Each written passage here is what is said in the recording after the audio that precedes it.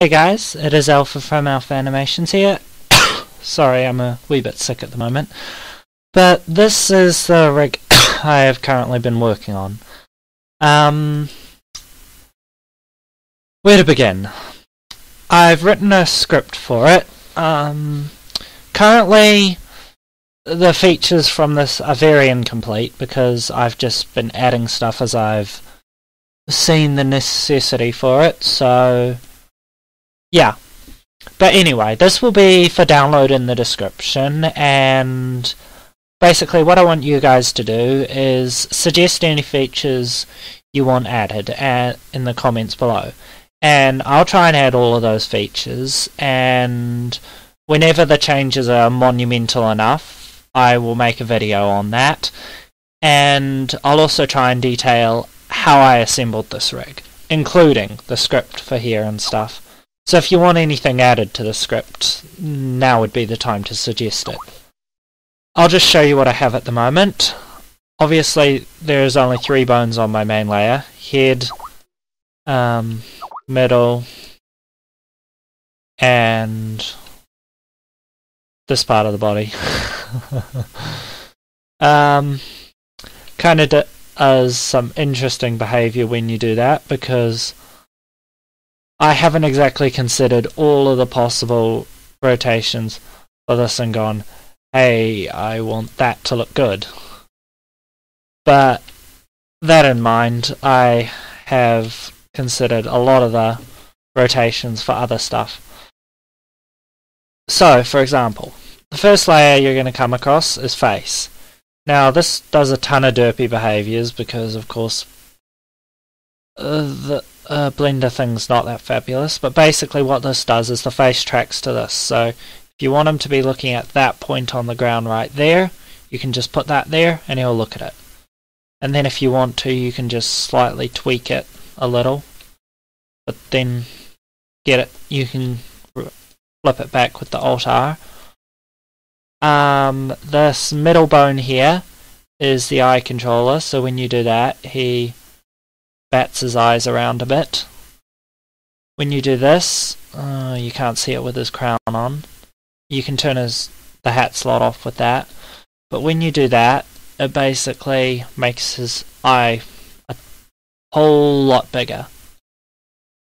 Don't know why you'd want that, but I used it a little because sometimes you're doing an animation and, for example, you're using a girl, so you want it to be bigger.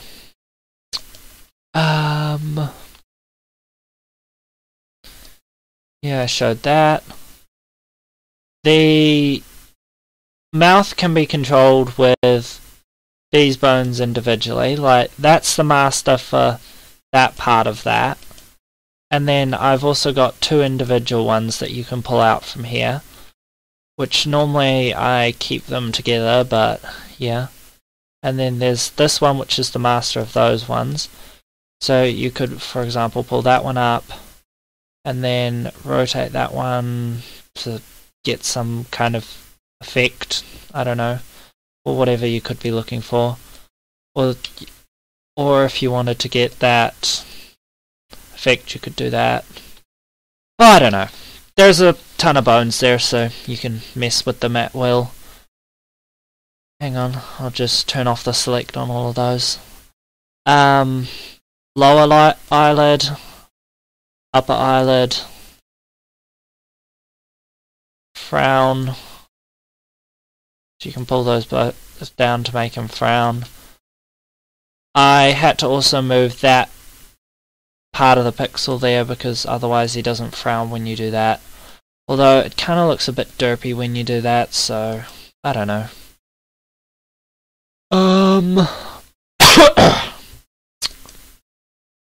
Also, I've set this up so that if you go into the textures here, as you can see, I've got 1.8 and 1.0.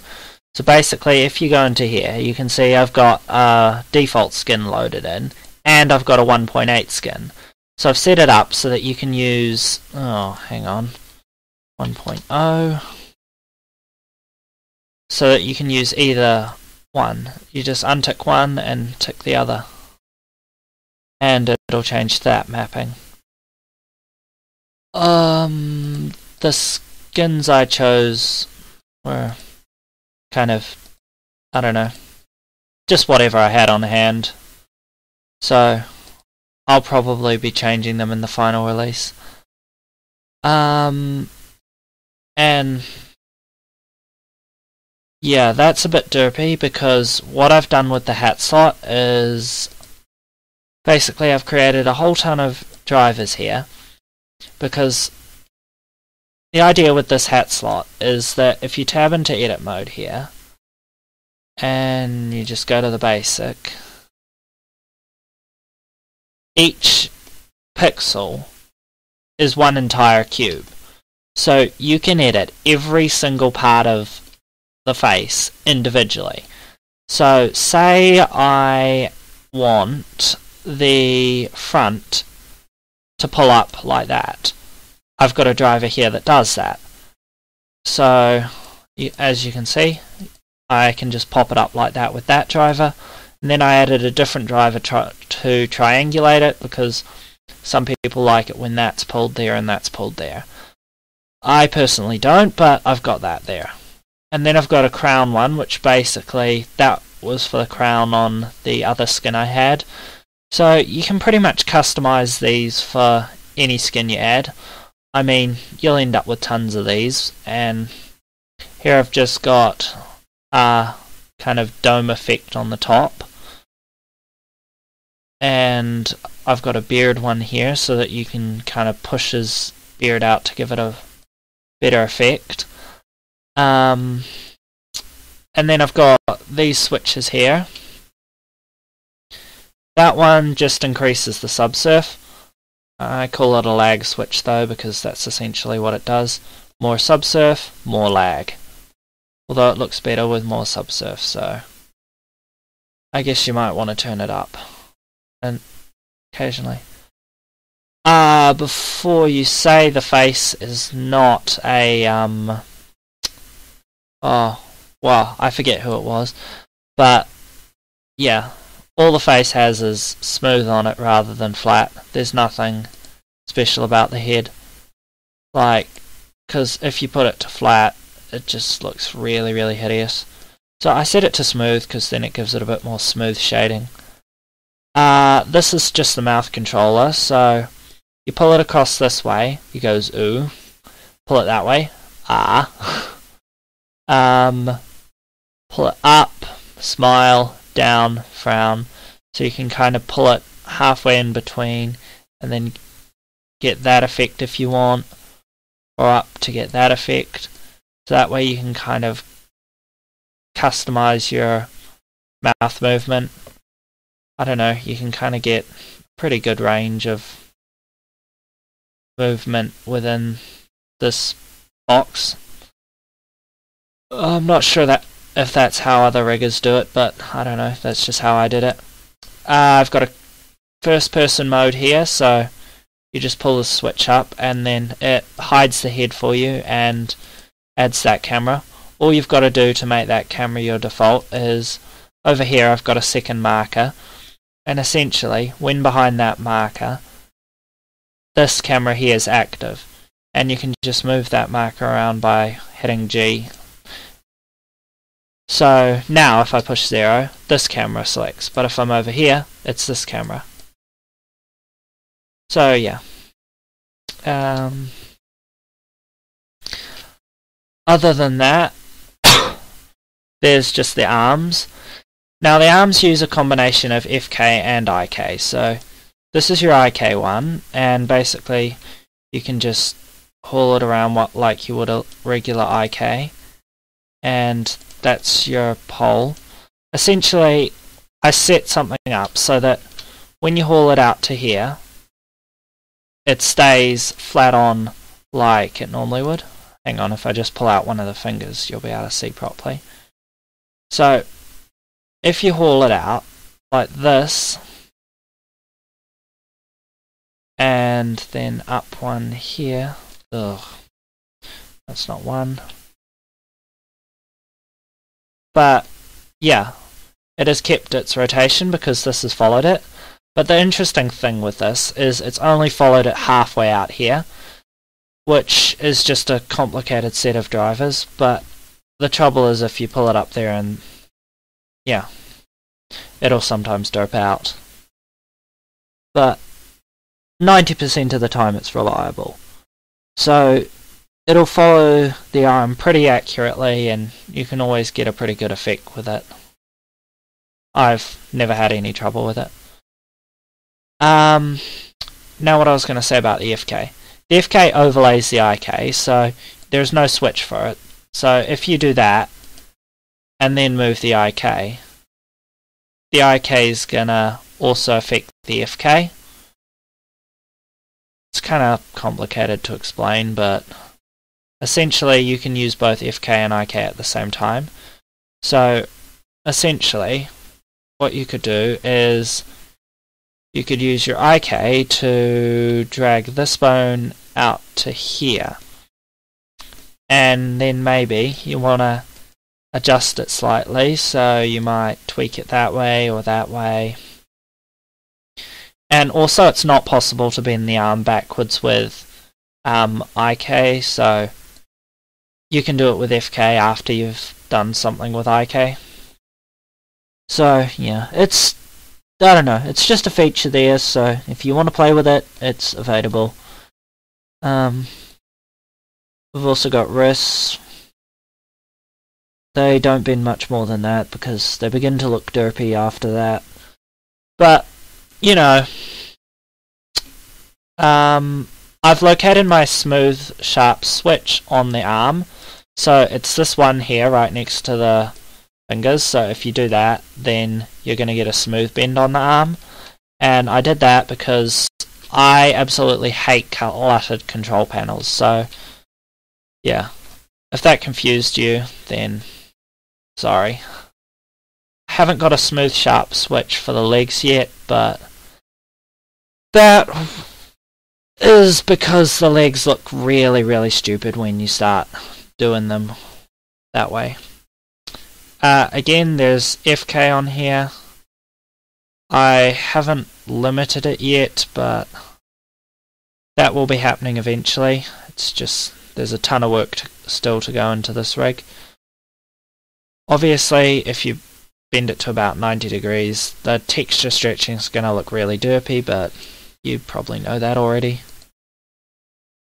And then I've got these new foot IK things I've been testing, which basically they're for a more dynamic foot movement. They're not exactly the same. Yeah, they're not really fancy feet, because rather than getting the foot to bend, I get the body to move. So say you move it out one there, then all you have to do is rotate this to get the right kind of foot roll you want, and that's quite good because then you can get your ankle bend and your knee bend with just one bend of that.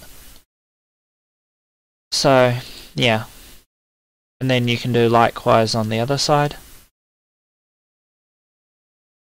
ankle bend and knee bend. And oh, dang it, or did I? It's hard remembering everything I've added to this rig. No, I haven't got it at the moment. Well, yeah, I used to have a thing so that the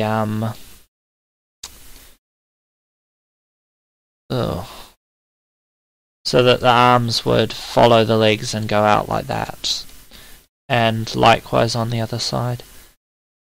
I will probably add that back if you guys want it, but it was creating some pretty derpy behaviour with these, so yeah. And that's just essentially two childs of, and one of them's acting at 50%, one of them's acting at the full percentage. That way I can get them to accurately constrain to it. This is the global parent for the rig, so you can just move it around. Or I also have a parent in my root here, which essentially just contains all of the bones that you probably don't want to see most of the time. Like, all of the finger bones are in root, I think. Oh, hang on, if we turn on X-ray in here. Nope, display, X-ray. Yep, see? All of the finger bones. Tuck those away in root. The other thing I've been trying to do with this rig is try and minimize objects as much as possible. Like, in this armature one, all I've got is the arms, body, fingers, hat, head, legs, and camera. That's pretty much it, which is what you'd see in there. And I've tried to do the same with my bone shapes and minimize them as much as possible. Like, for example, my global parent is this bone shape here, so I've just reused that one. My IK ones, I had to do some bone shapes for feet because there was just no way I could get them in the places I wanted and still be able to see them, so I had to do that. Forget what that bone shape's for, but yeah, I've kept the bone shapes as minimal as possible. I might add one more for the face, but yeah. And that's not even a bone shape, that's just, yeah, a cube that's been alt-scaled. Like, because if you go into edit mode, you can hold Control-Alt-S and you can scale a cuboid bone. So that's your tiny cuboid bone, and I've just scaled it a ton. It's easier to see on this one. But yeah, you can just Control-Alt-Scale and get the kind of effect you want. Is there anything else? No, I think I've pretty much covered everything. So yeah, download in the description, have a play with it, and yeah, suggest stuff for me to add, because otherwise there'll be no progress, I guess. And tell me what you want as a tutorial first, because I've honestly no idea which one I want to do first. Okay, good night.